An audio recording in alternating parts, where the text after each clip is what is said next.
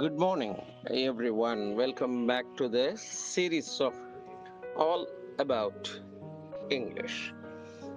Just pay no heed to them அப்படின்னு ஒரு வாசகம். இதை நம்ம பயன்படுத்தி பார்க்கலாம். இது என்னன்னா, அவங்க சொல்றதுக்கு பெருசா கவனம் கொடுக்காத, அவங்க சொல்றதுக்கு கவனமே கொடுக்காத அப்படின்னு அர்த்தம்.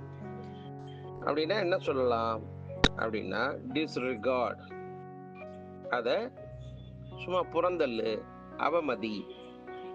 இக்னோர் சம்திங், புறந்தள்ளு. ஷோயிங் நோ அட்டென்ஷன், ஒண்ணுமே கவனம் கொடுக்காத.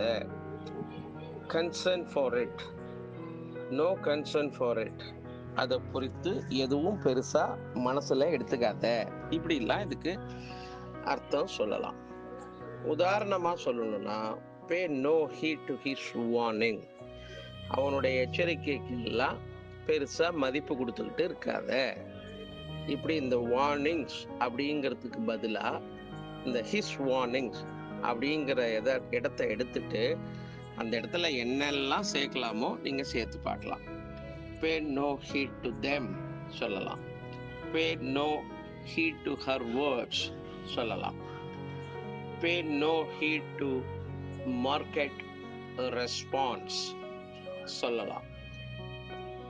இது போல நீங்கள் என்ன வேணாலும் சொல்லிட்டு போகலாம்.